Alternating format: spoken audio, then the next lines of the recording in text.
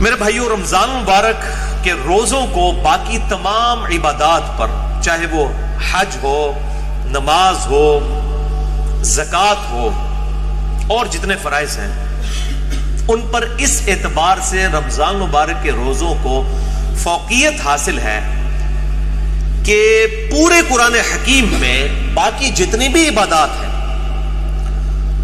ان کی detail scattered form میں ہے، بکھری ہوئی حالت میں. یعنی اگر میں کہوں کہ حج کے ٹاپک پہ آیات کہاں ہیں، وہ سورۃ البقرہ میں بھی ہیں، سورہ آل عمران میں بھی ہیں، سورۃ الحج کے اندر بھی ہیں.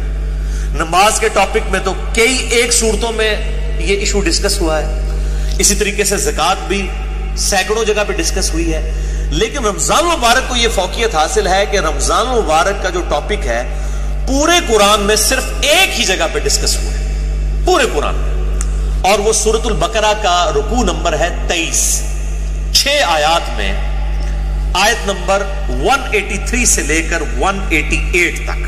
سورۃ البقرہ آیت نمبر 183 سے 188 تک جو آپ نے قرآن حکیم میں کھول رکھی ہے، اس میں رمضان مبارک کے ٹاپک کو ڈسکس کیا گیا ہے. پورے قرآن کے اندر اس ایک مقام کے علاوہ نہ کہیں پہ کسی روزے کا ذکر ہے، نہ رمضان مبارک کے حوالے سے کوئی ڈیٹیلز آئی ہیں سوائے اس ایک موقع کے. یہ 6 آیات انشاءاللہ ہم آج کور کریں گے، اور اس میں 6 آیات کے اندر 5 سب ٹاپکس ڈسکس ہوئے ہیں چھوٹے چھوٹے. میں وہ ساتھ ساتھ کلیریفائی کرتا چلا جاؤں گا. اعوذ باللہ من الشیطان الرجیم، بسم اللہ الرحمن الرحیم. سورۃ البقرہ رکوع نمبر 23 آیت نمبر 183 سے لے کر 188 تک. پہلے 2 آیات ہم ڈسکس کریں گے، آیت نمبر 183 اور 184، جس میں ٹاپک نمبر 1 ہے رمضان مبارک کی اہمیت اور مقصد کیا ہے اور اس کی فرضیت. اعوذ باللہ من الشیطان الرجیم، بسم اللہ الرحمن الرحیم. یا ایھا الذین آمنوا کتب علیکم الصیام، اے ایمان والو تم پر روزے فرض کیے گئے ہیں. کما کتب علی الذین من قبلکم، جیسا کہ تم سے جو پہلی امتیں گزری تھیں ان پر بھی روزے فرض کیے گئے تھے. یہ امت محمدیہ صلی اللہ علیہ وآلہ وسلم کا خاصہ نہیں ہے، بلکہ جس طریقے سے نماز بھی اگلی امتوں پر فرض تھی اس کے طریقے میں فرق ہو سکتا ہے، اسی طریقے سے روزے بھی اگلی امتوں پر فرض کیے گئے تھے. اور مقصد کیا تھا؟ لعلکم تتقون، تاکہ تم متقی بن سکو. تقوی کا جو روٹ ورڈ ہے عربی میں وہ ہے وقا. وقا کہتے ہیں عربی میں بچنے کو. یعنی جس شخص کو یہ یقین ہو کہ کسی ہستی نے میری مرضی کے بغیر مجھے پیدا کیا ہے اور وہ میرے ساتھ کچھ بھی کرنے پر قادر ہے، اس کے خوف کی وجہ سے، اس کے ڈر کی وجہ سے گناہوں سے بچنا اور فرائض پر استقامت اختیار کرنا، یہ ہے تقوی. اب وہ گناہ حقوق العباد سے ریلیٹڈ بھی ہو سکتے ہیں اور حقوق اللہ سے ریلیٹڈ بھی ہو سکتے ہیں، اور فرائض بھی حقوق العباد سے ریلیٹڈ بھی ہو سکتے ہیں اور حقوق اللہ سے ریلیٹڈ بھی ہو سکتے ہیں. سورۃ الحجرات میں واضح طور پر آیا ان اکرمکم عند اللہ اتقاکم، بے شک تم میں اللہ تعالیٰ کے نزدیک سب سے عزت والا وہ ہے جو زیادہ متقی ہے. اور رمضان کا مقصد بھی تقوی ہے. اب مجھے ضمناً حدیث یاد آئی جو بخاری اور مسلم دونوں میں موجود ہے. کتاب النکاح چیپٹر میں یہ پہلی حدیث ہی آپ کو مل جائے گی، صحیح بخاری میں بھی، صحیح مسلم میں بھی اور مشکات میں بھی، نکاح والے چیپٹر میں، کہ آپ صلی اللہ علیہ وآلہ وسلم نے فرمایا اے نوجوانوں کے گروہ، تم میں سے جو نکاح کی استطاعت رکھتا ہو اسے چاہیے کہ وہ نکاح کرے. یہ چیز اس کے شرمگاہ کی حفاظت میں مدد کرے گی اور نگاہوں کو نیچا رکھنے میں اس کو سپورٹیو ہوگی. اور جو نکاح کی استطاعت نہ رکھتا ہو، یعنی فائنینشلی اس کو سپورٹ نہ کر سکتا ہو ازدواجی زندگی کو، تو وہ روزے رکھ کر اپنی شہوت کو ٹھنڈا کرے. یعنی روزہ جو ہے یہ تقوی کے حصول کا ایک ذریعہ ہے. ایام معدودات، گنتی کے چند دن ہیں، یہ رمضان کا جو مہینہ ہے اور روزے ہیں.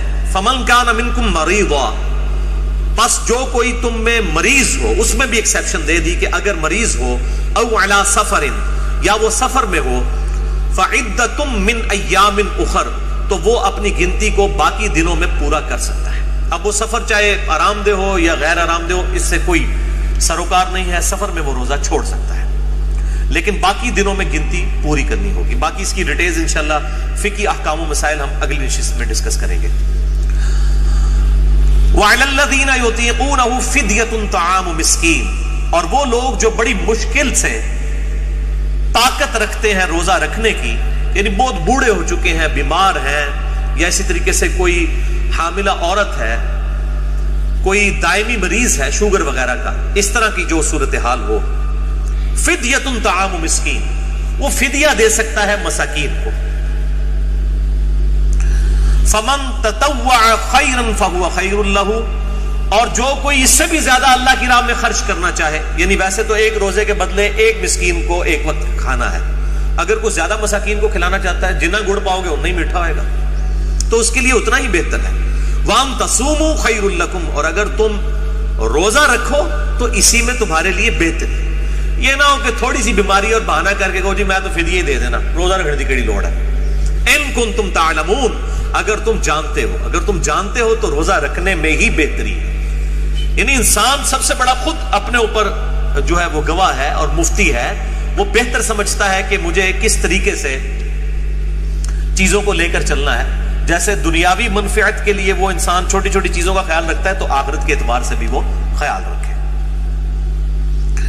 اچھا، یہ جو آیت ہے وَعَلَى الَّذِينَ يُطِيقُونَهُ فِدْيَةٌ طَعَامُ مِسْكِينٍ، اس حوالے سے صحیح بخاری میں ایک حدیث ہے انٹرنیشنل نمبر کے مطابق 4505، جس میں ابن عباس کا قول ہے کہ یہ آیت منسوخ نہیں ہے، کیونکہ بعض اصحاب کا موقف ہے۔ صحیح بخاری میں 4507 نمبر حدیث آتی ہے، جس میں ابن عمر کا قول ہے کہ یہ آیت منسوخ ہے، یعنی ان کا موقف یہ ہے کہ یہ پہلے آپشن تھی کہ جو شخص مال دے سکتا ہے وہ مال دے لے، اور جو روزہ رکھ سکتا ہے وہ روزہ رکھ لے، یہ دونوں آپشن ہیں، یعنی مریض والا چکر نہیں، جو مالدار ہے وہ صرف مال دے دے، چاہے وہ صحت مند بھی ہے تو روزہ رکھنے کی ضرورت نہیں ہے۔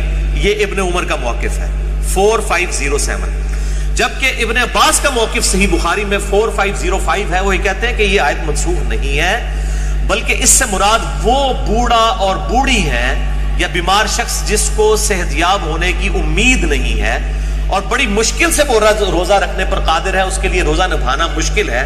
جیسا کہ بعض کا شوگر کی بیماری ایسی ہو سکتی ہے کہ انسان کے لیے مشکل ہو جائے آج کے دور کے اندر، یا بڑھاپا خود بہت بڑی بیماری ہے، کوئی 80-90 سال کا کوئی بزرگ ہے اور وہ روزہ نہیں رکھ سکتا، تو اس کے لیے یہ آپشن ہے کہ وہ اس کے بدلے فدیہ دے دے، ایک وقت کا مسکین کو کھانا کھلا دے۔ صحیح بخاری میں آتا ہے انس بن مالک جب بوڑھے ہو گئے تھے، ان کی عمر 100 سال کے قریب تھی، تو روزانہ وہ ایک مسکین کو کھانا کھلایا کرتے تھے گوشت کے ساتھ، دال نال نہیں، گوشت نہ، اللہ کی راہ میں گوشت کے ساتھ کھانا۔ اور یہ بھی آتا ہے کہ وہ بسا اوقات 30 مساکین کو اکٹھا بٹھا کر کھانا کھلا دیا کرتے تھے 30 کے 30 روزوں کا۔ تو یہ دونوں طرح آپشن موجود ہے، جس طرح بھی کر لیا جائے۔ میں انشاءاللہ اگلی دفعہ اس پہ ڈیٹیل بات کروں گا۔ جزاک اللہ، جزاک اللہ، جزاک اللہ، جزاک اللہ۔